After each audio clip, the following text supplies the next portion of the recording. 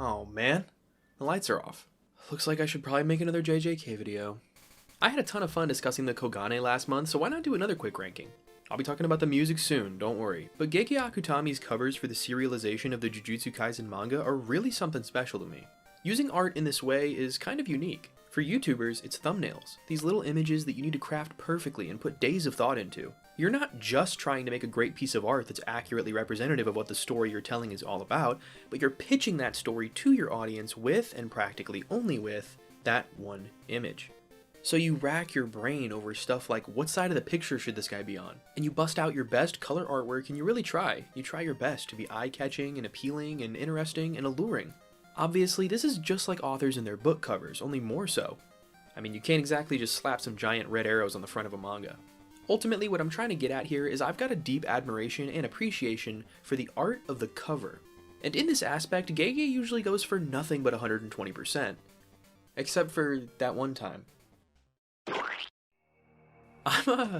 I'm not exactly sure what to say about this.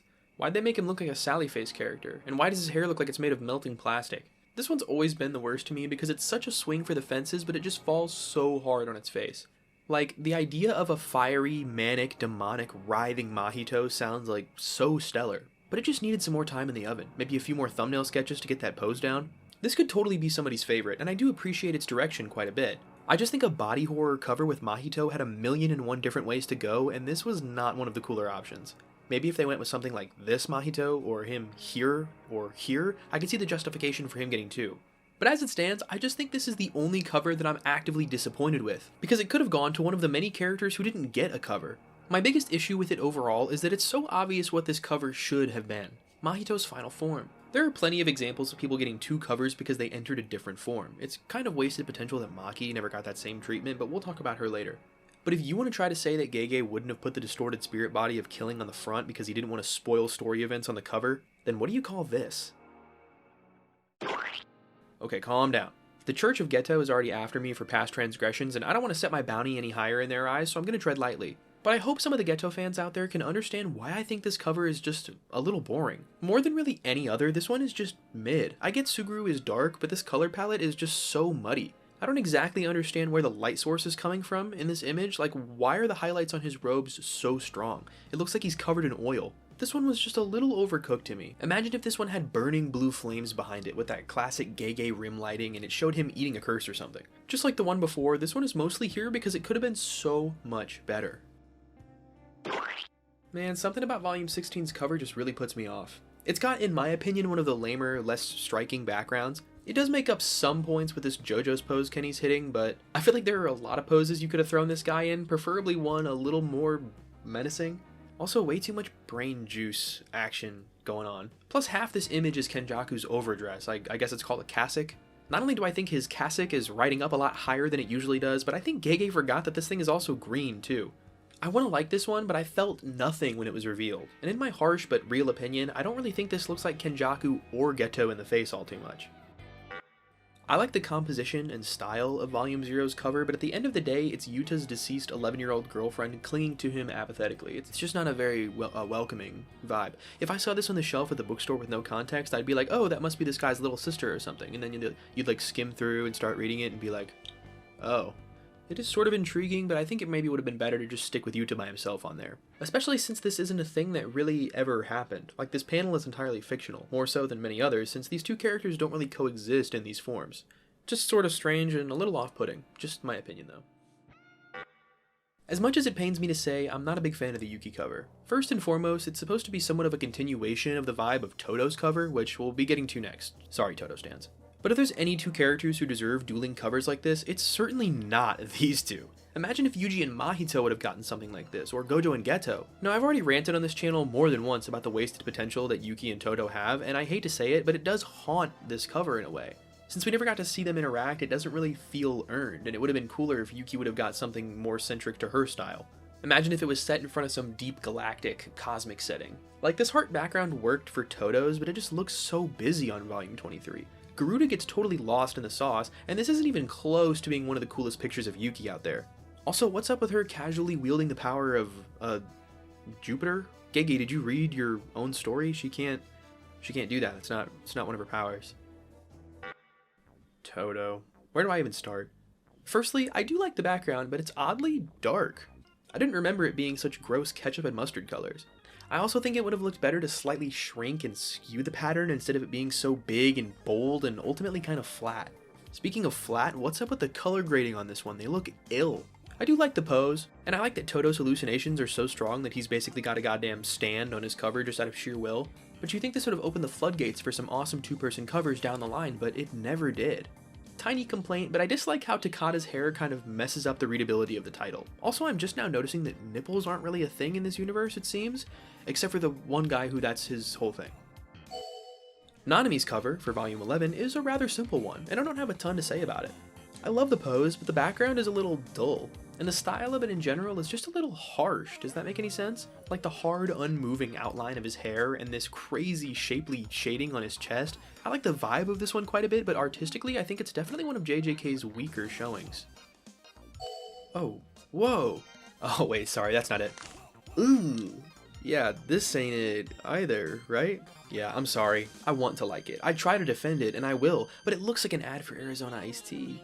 This lineless effect on the hair is supposed to look heavenly and divine, but I literally felt more when Gege hid that little halo over his head in the light B5. I will say, I do think that this looks slightly more unfinished than the average cover. I can understand where the hate comes from, but I do also get the vibe. He's in his comfy traveling clothes, he's heading north, but we could have done without him not even looking at the camera and that creepy smile.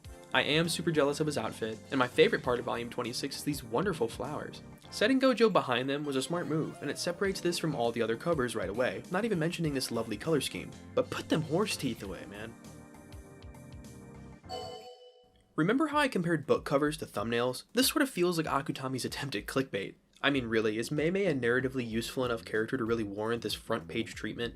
Maybe Volume 11 wasn't selling as well as he thought, so this was his bright idea to get more people reading.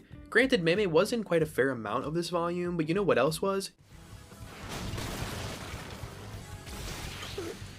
It's moments like this where I wish Gege would break the mold in terms of the stipulations he's given himself for these images. He couldn't make it Yuji or Choso, as they both already have their own covers already, so this is what we're left with.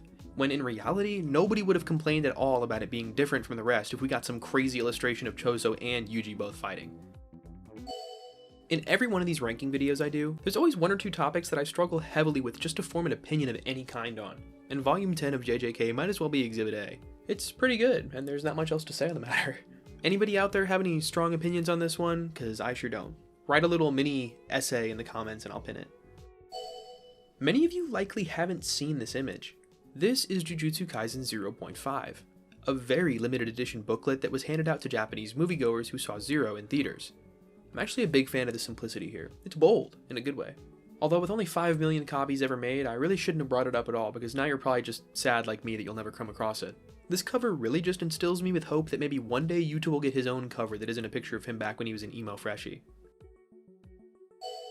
Angel's appearance on Volume 24, in my opinion, isn't really going to win any awards, other than maybe the most obscured title of the whole lineup, but this one is just fine.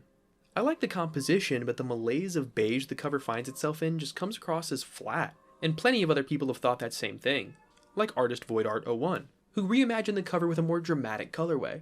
I'd say this is slightly more rendered than Gege's usual style, but I definitely think that seeing this puts the real one to shame. I mean, it's cute, I'm not one of the many Hana haters. I just wish this one either went for a brighter or darker look. Like I said, it just ends up a little flat and boring. I think Volume 3 is a classic, and there's really not much else to say on the matter. The color choices here are stellar, and this accurately shows Nobara's personality. This really makes me miss Gege's early style. I just love the color richness and line weight used here. Gonna breeze right through my review of Volume 2 because it's very similar to what I have to say about Volume 3. It's simple, classic, and excellent. I seriously think I'm one of the biggest Nue fans out there. I love this bird, but even I think that Demon Dogs probably would have been a better fit for this cover, no? Overall, my feelings for this one are definitely positive. My only real complaint is that the better part of the image is just this bloody, textured mess. Like I said, some dynamic pose with the wolves probably would have gone a lot harder. Although I will say I think it edges out Volume 3. Mostly because of this little fungus on the back. Look at this guy. So, Volumes 1, 2, and 3 are all kind of in the same boat to me. They're easily the most consistent and cohesive. They look the most like they belong to a set, at least compared to some of the later entries which would diverge from this visual theme. But of these three, Yuji's really takes the cake. This pose surprisingly says a lot about Yuji to me. I don't know if it's just the body language or his 1,000-yard stare, but that, along with the overall darkness on display here, really sets the tone for what JJK is. This is volume 1, and his face is already bloody, and he's not smiling. Yuji is clearly no Naruto or Luffy. Shit could already get tragic. It could get tragic. New pattern. Sukuna's mouth on Yuji's hand is a great eye catch. Like, you immediately want to find out what's going on there. But my favorite part about it is that the hand Sukuna is partially manifested on is shadowing Yuji's face. That little detail is just so oddly disturbing to me. Right away, this poor boy has little to no control in terms of what's going to happen to him, and that oppressive feeling is really doubled down on with his big mummified hand looming in the back. Yuji's already cornered, but not afraid. Great start to the series overall. Okay, so before I show you Volume 13's cover, let's reminisce on the chapters themselves. This book starts with the Dagon fight and ends with the Jogo fight. Neither of those fellas really makes it to see much of Volume 14, so it'd be a great time, basically the last chance, to display one or even both of them. Maybe even give all the Disaster Curses a group cover. Could be an interesting shakeup. But Gege didn't just shake the thing, he dropped it and it shattered. Volume 13 doesn't show us a curse, it shows us Kusakabe, a character who's not only alive and well, but is 1v1ing Sukuna right now? Spoilers, by the way, sorry. But Jogo, Dagon, and Hanami never got a cover. And despite this artwork being amazing, it's really not representative of the volume as a whole, considering Kusakabe is only on 14 pages of this book, and almost all of them are him cowering from Sukuna and running away from thugs. Jogo was a big antagonist, and it kinda sucks he was skipped for this guy. I don't care if he's the strongest grade 1, I bet after break week he's gonna be a pile of meat cubes. Cool cover though, do I even need to say that it looks like Kill Bill? It's badass. In 12th place is Volume 21. You seriously had to be there to understand the hype surrounding a color image of Kashimo finally releasing. People had a lot of questions about this guy, but every pony had their own headcanon about what his color scheme was. Was he blonde with golden lightning? White-haired with blue lightning? I wish. Actually, nah, nothing beats the Kashimiku with Taco Bell lightning, hell yeah. Oh yeah. Fuck yeah, Taco Bell. Too bad the guy got Baja blasted into the dirt, but at least his cover went hard. I love the dark background and this fierce yet casual pose. Mine has this stupid Target sticker on it that refuses to come off. Bug. Sukuna is another rare instance of a character receiving more than one cover.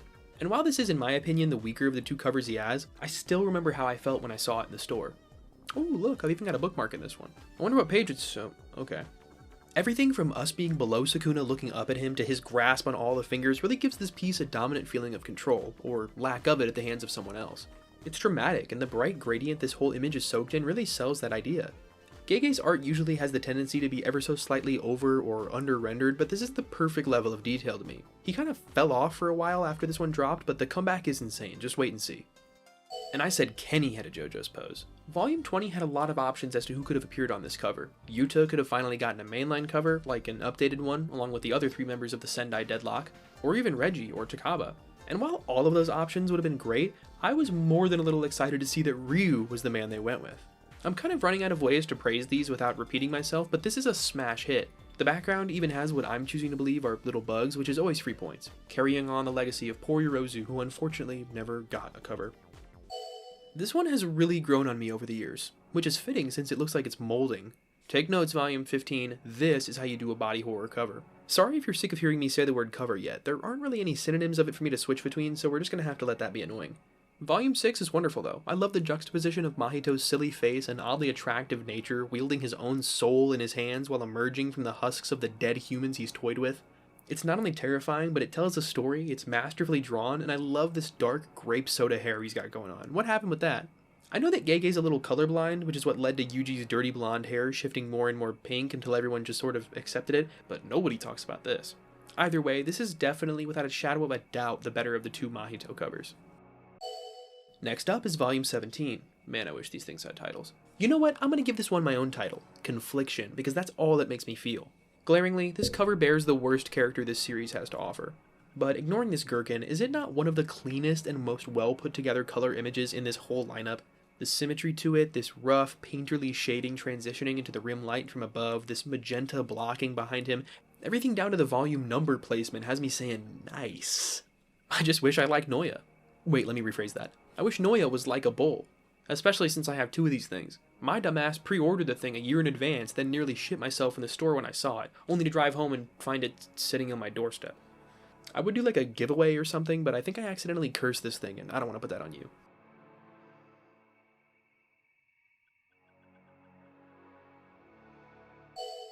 This is the we're back moment. Volume 25's iteration of Sukuna is just better to me. Totally subjective, you might like the pretty colors of the first one, I just think this is an amazing return to form for JJK.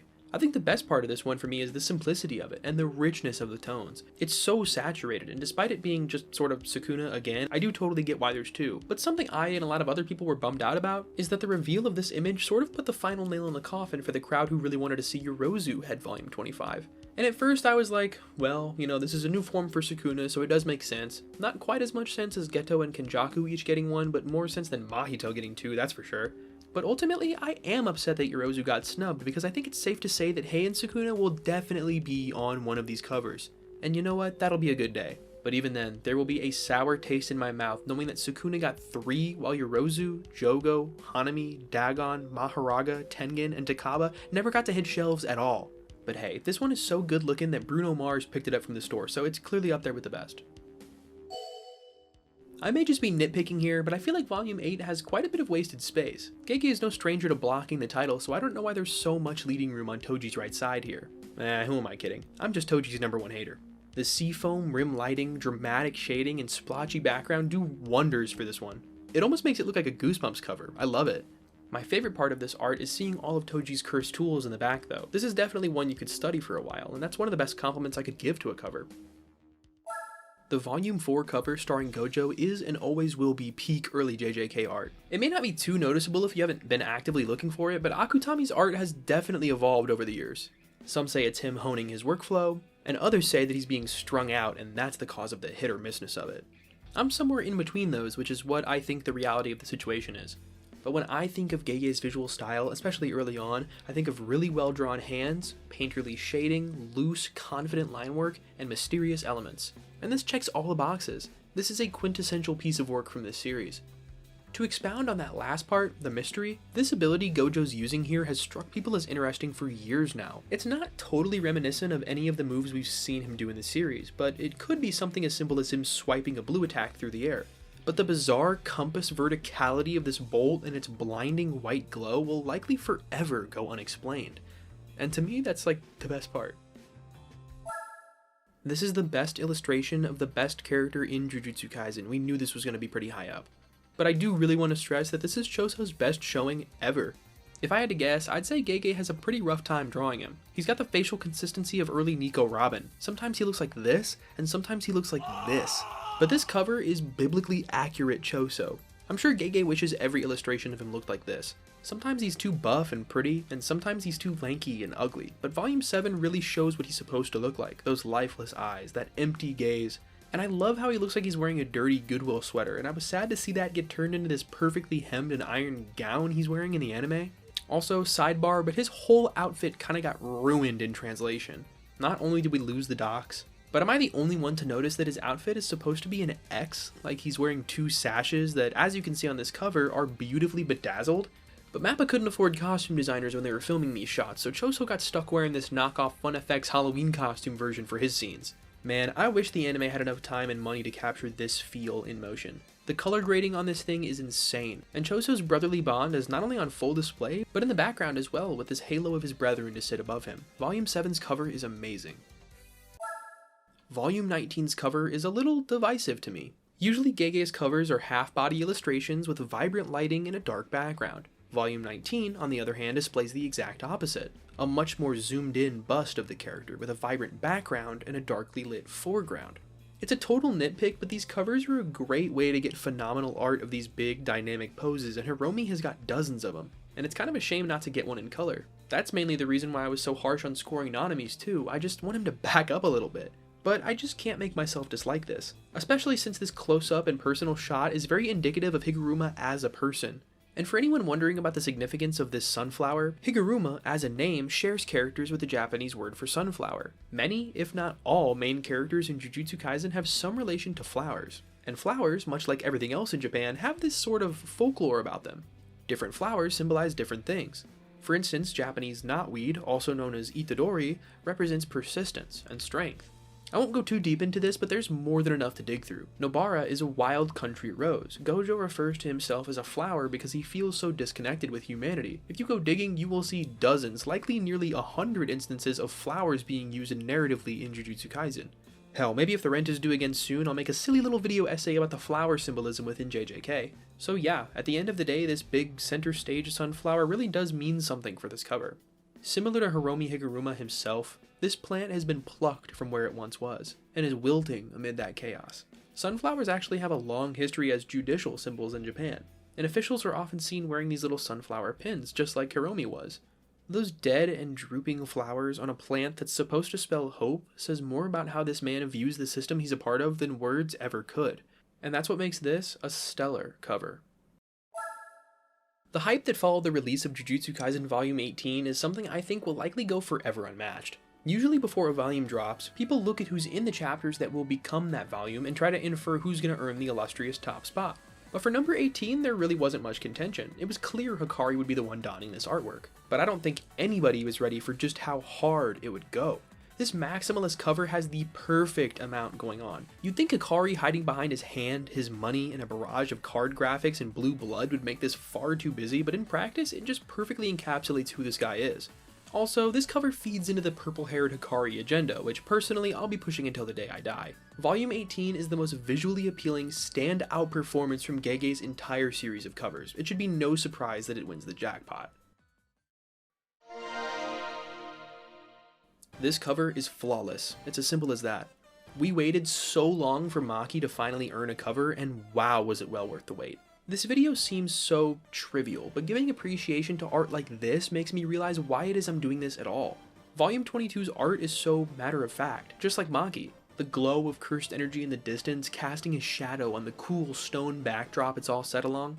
Maki locking pinkies with her sister made me want to tear up when I first noticed it. This is just easily, no contest, the most emotionally captivating cover there is. It definitely has the most to say. Instead of being rimlit from behind, like most covers, she's looking down at the concept of cursed energy. This isn't the only thing separating this from the average cover though. My favorite detail being hidden within the title. Usually characters stay under the text, some popping slightly in front of it, but as if to subtly differentiate Maki again from the average sorcerer, she's set behind the text, and it glows deep red like it's some reaction she's causing within the title itself. A twin's pinky promise is just the icing on the cake to really seal this in as the most resonant entry in the entire collection. I'm ready to see Maki change everything we know about this series, and studying this cover has done nothing but excite me for her fight against Sukuna. I know the last time we saw her she was black flashed into oblivion by the King of Curses himself, but you're crazy if you think that alone is enough to keep her down. Maki steals the show, and the #1 spot in today's video. I'd like to give a big thanks to my patrons like Gambit935, Hoops McCann, and Joe Wheelcar for making silly ideas like this possible. If you liked this video, I'd recommend watching me rank every Kogane with the Kogane. Or maybe even my review of Attack on Titan's OST. Who knows, it could be a sleeper hit. I wouldn't know because I made it in a daze and can't remember anything about it. Goodbye, have a good night, and stay curious.